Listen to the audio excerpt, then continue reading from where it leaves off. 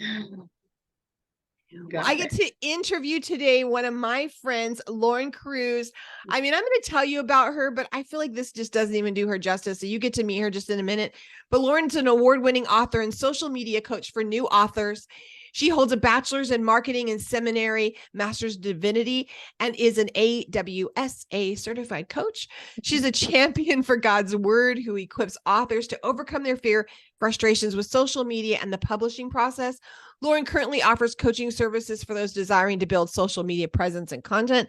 I'll tell you that if you grab her whenever she does have an opening, she does help coach you through authorship, but she's hard to get in because she's so amazing. Her book, Strength of a Woman, which why don't you have 4 copies? Why You Are Proverbs 31, looks at Proverbs passages through the imagery of Hebrew alphabet and won the Christian Market Book Award. Lauren is Mimi to 2 little boys and lives in Jacksonville, Florida, with her husband and 2 brown dogs who have their humans very well trained. I resemble that. Lauren, we're not mentioning in here what an amazing teacher you are to kids every single day. And thank you and my friend, thank you for being on here. Thank you for having me. It's fun when you get to do podcasts with people you really, really know and you enjoy hanging out and talking with them. It is really fun. And we don't get to spend even kind of enough time together. Our lives are full. We are both going to be those people who are standing before the Father and he says, well done, because we are stewarding every minute, huh? We are tired too. Yeah, exactly. Hey, I heard you tell me before we hit the record button, you took a break this year, and I know your bio talks about you coaching. Yeah. And I say, finding a moment with you, because I know right now you're not really taking on any new clients for that, but thank you for the work you do in that. And tell me a little bit about writing the book, that book process, and about your book. Well, I always joke and I say it ain't your mama's Proverbs 31, because yes, the road I traveled to just research this and discover the alphabet and how it is actually an acrostic poem. That Proverbs 31 passage is an acrostic poem of the alphabet. And just studying through that, writing it, I went to a writers conference. They actually just had it this week in Florida, Florida Christians Writers Conference. And I pitched this book. I didn't even keep a diary. Like, writing was not my vibe, right? And I went and I pitched this book, and everyone accepted a copy of the proposal. I ended up winning Best in Conference for nonfiction, and wow, it secured an agent. And a year later, like within days of a birthday, I was given a 2-book opportunity through a pretty good publisher. I'm very happy to publish with Ironstream. And I'm off from there. I actually tomorrow am launching another book that I'm in a compilation called Lessons from Abba. And it's a devotional on lessons from Abba. And next year I have another book coming out, Word Made Flesh, Echoes of Christ in the Hebrew Alphabet. So busy. Oh, I love it. I love it. And for those of you who, I hope you heard her say, I just wasn't really a writer. Now you are an English teacher. Come on. I am. However, I am an English teacher with dyslexia. And the running joke in my class is, if you find a typo or an error on my test, you get extra credit, because it happens all the time. So that, and I'm not an English major. I'm not an education major. I majored in marketing, and that business was going to be my thing. Never really had a dream to be an author. However, I love teaching and I love God's word.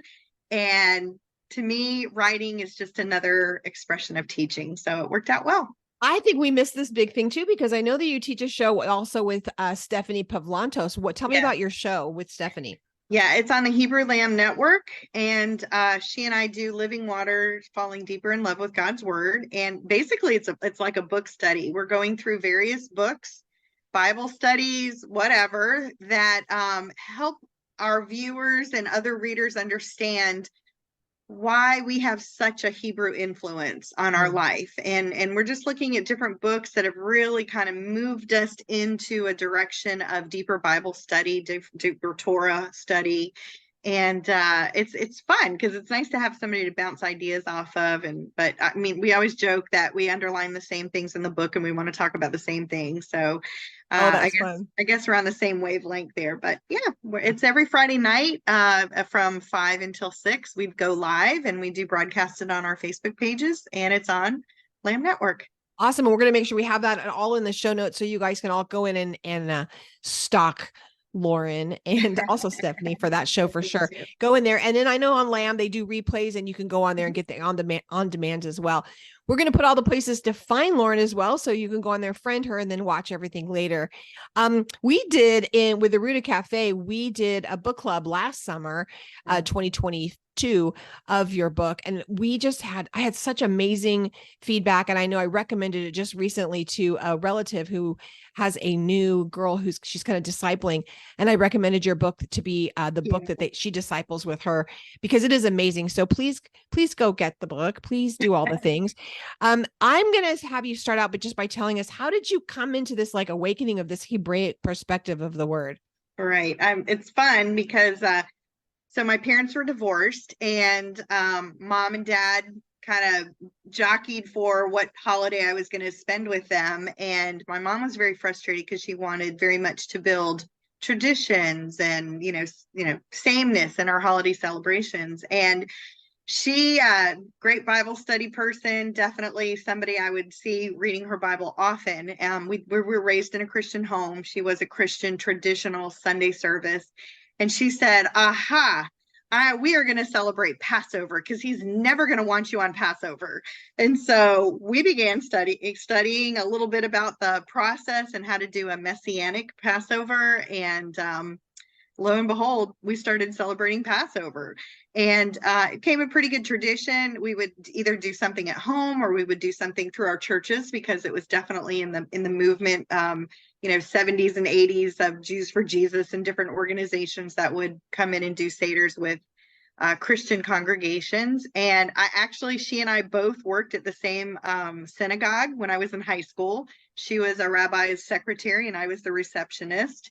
And so just always had an exposure to the Jewish faith. It wasn't anything odd to me, because from working in the synagogue, I was the babysitter on Shabbat because I could do business, right? And then they could find me Monday to pay me. So I would babysit for free, but then they would pay me later. So I just always had an interesting and good exposure to it. And then growing up and getting married was something that my husband was okay with. I continued to want to at least Passover. So that was a good compromise. He still, today we still celebrate and attend a traditional Christian church. He's most comfortable there, and I'm fine going to church with him. Good for you.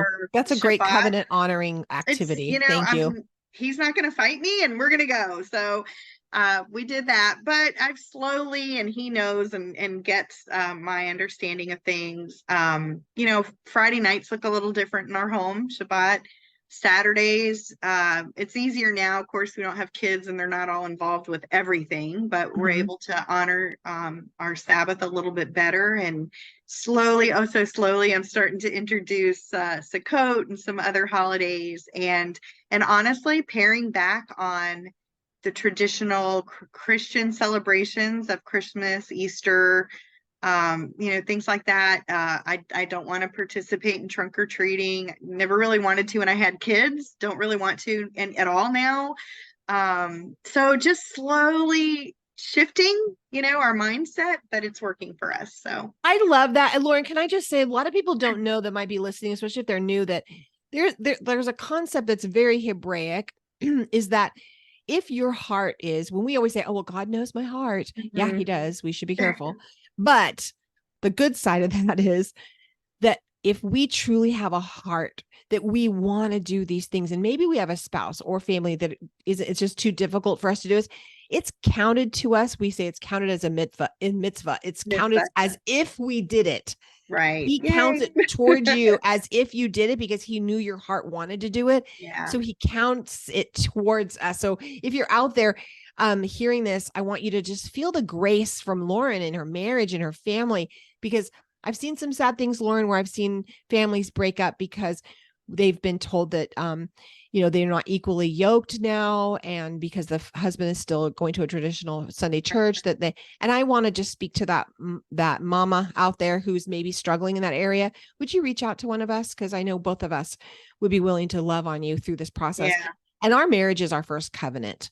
Yeah. And it tells us very specifically in the word that our husbands are won over by our meek and mild and quiet ways. And that doesn't mean we're beaten down, but by you just lovingly, I'm going to tell you, it's the same thing in our home. It was just minimizing. We're minimizing, not doing the Santa and the Easter bunny, really emphasizing the Jesus and the Yeshua part of everything. And then bringing in the other things. It was my husband did whatever I celebrated, whatever I brought into the home and set up. So thank you for being such a great example as a wife.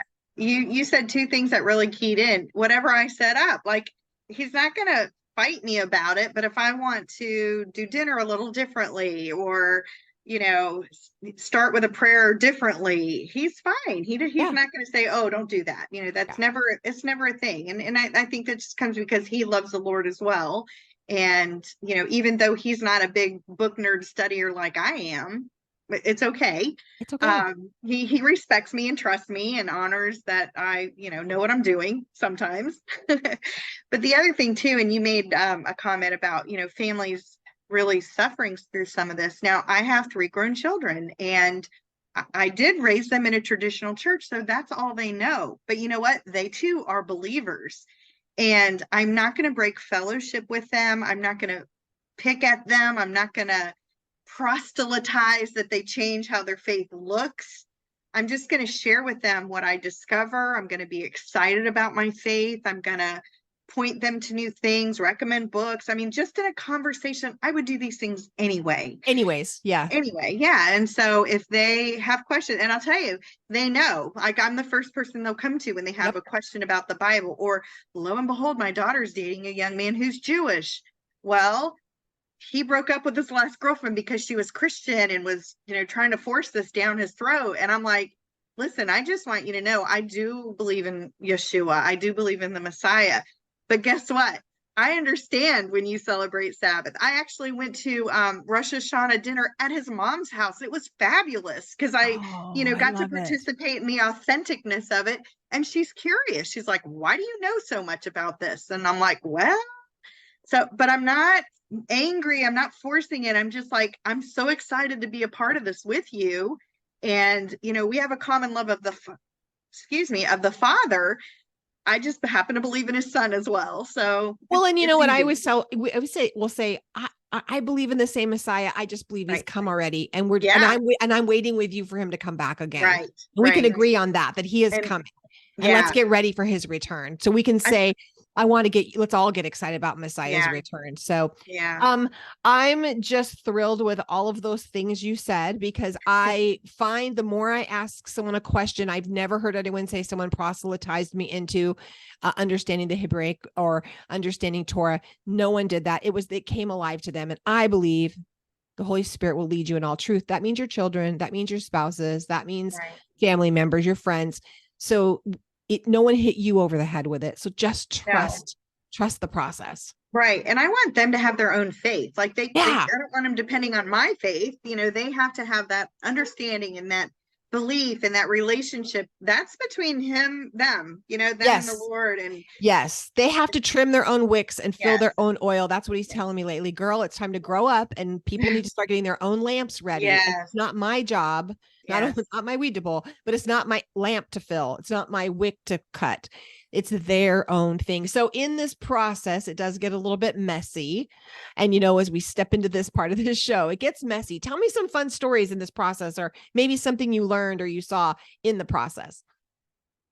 Oh, I think it's been a long process. I'm of course gung ho to jump in and start enacting change because of what I'm feeling. But I don't think that's different from any Christian woman when they start to get excited about things. And you have to take the temperature of the room, right? You have to read the room and see how people are going to accept that. So I've had to step back a little bit. I've also become braver because I have a little bit deeper understanding of the requirements of Torah and living, a different faith, I'll say it, and I'll challenge folks, and I'm not afraid, because people will say, like, what's your book about, or are you a Christian? And I'm like, well, it's a little different than that, but it's emboldened me because it is a different faith, and people don't always understand that. So it opens up some opportunities to talk a little bit. And people just kind of look at, they don't really know how to handle that. Like, you're like Christian yeah, 2.0. That's, I don't know how else to tell you. Like, like, yes, I'm at a church, but I don't really believe quite like you do. But I'm not judging, but it's different, but it's interesting if you want to know more. It's hard sometimes too, because we hear, like, I heard a very dear friend the other day, I was listening to a teaching on something, and she's kind of in a process.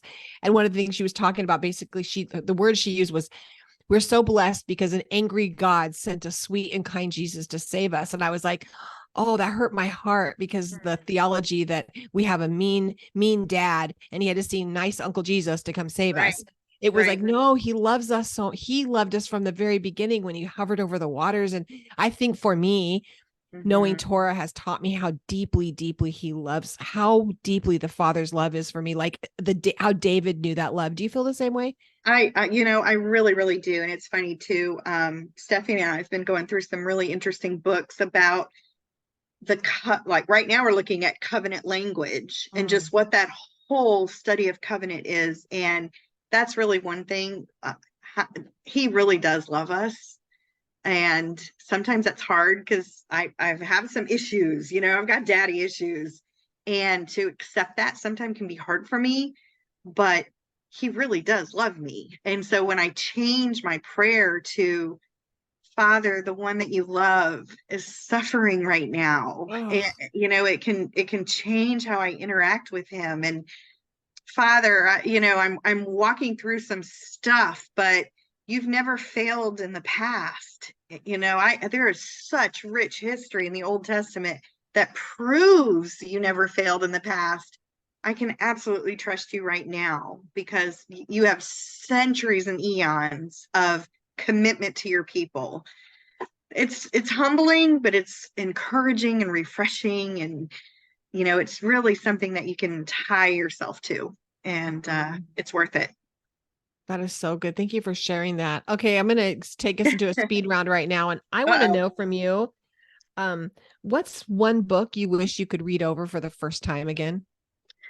Oh my goodness. Okay. So I read a lot of various genres, and I read everything because of the kids, but no judgment here. This is the judgment-free zone.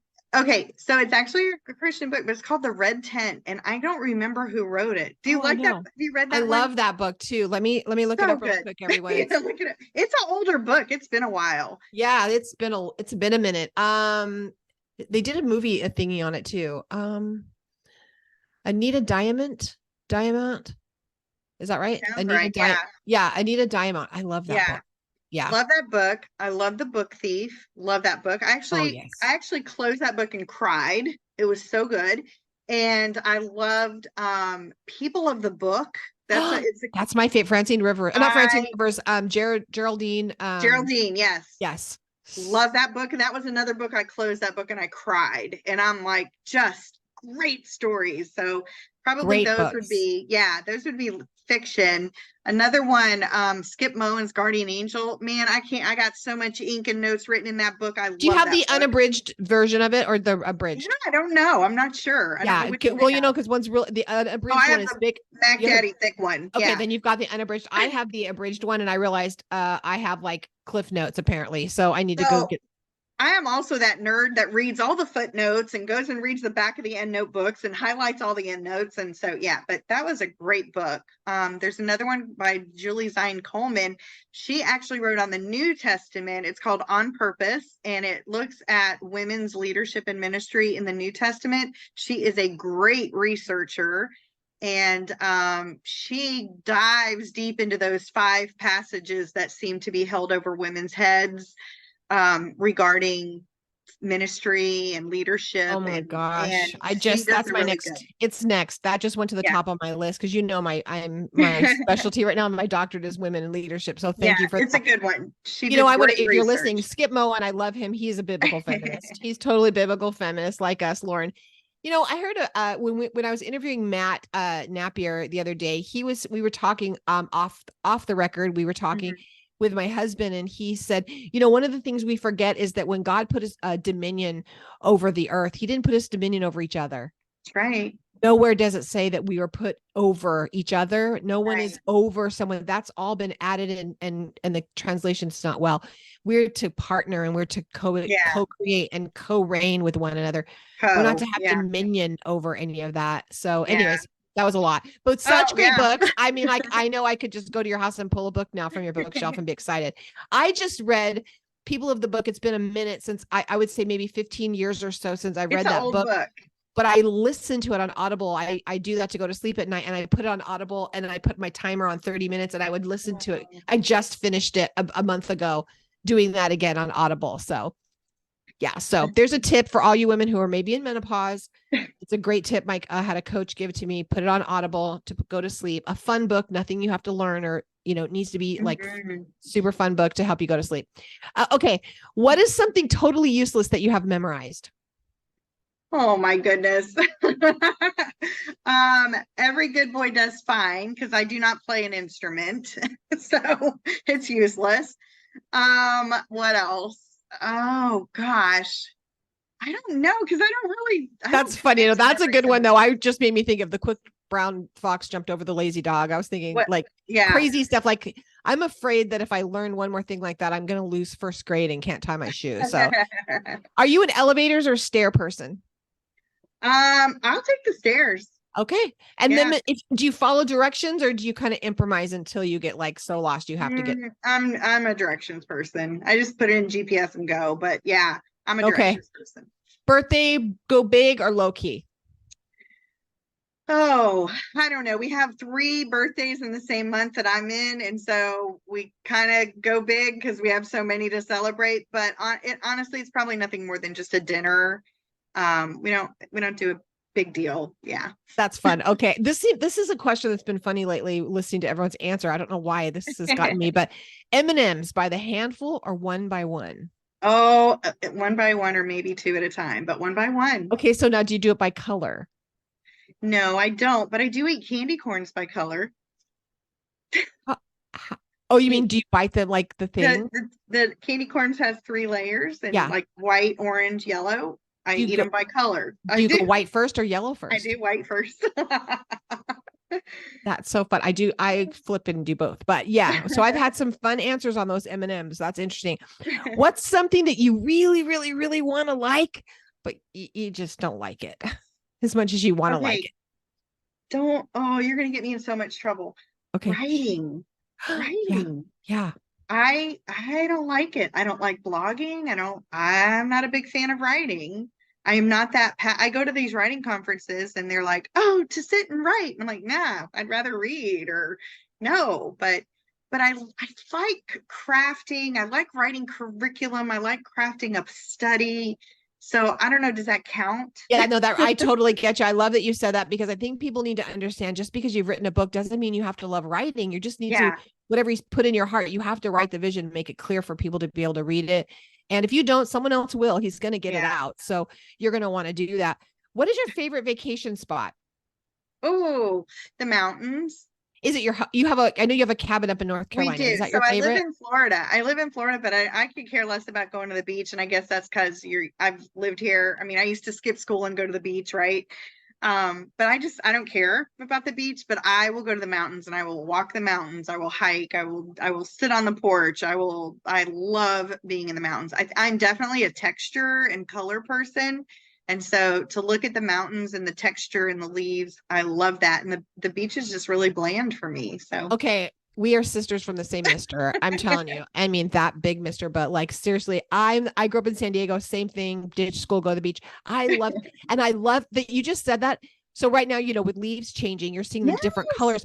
But okay, let me just ask you this, and this might get edited out. But so have you know those air ferns, are like kind of the ferns in the I love the heaviness of the woods, and then you see this light, feathery little textured fern just there. And I don't know what happens. And then when the leaves come out and they're that pretty limey green and that bright green, yeah. And then it has that, you can see the black stem going through it. I mean, it just feeds my soul.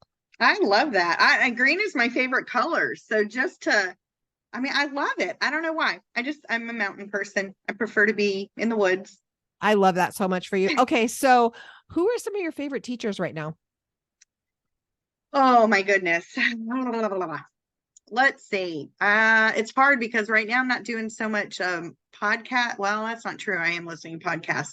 I don't want to say teachers, more so authors. That's fine. People, who are you learning from right now? Yeah, I'm reading Epic of Eden by Sandra Richter. Great book. She's the one that's doing all the covenants and definitely going back to Old Testament. So I respect her because I am such a research nerd.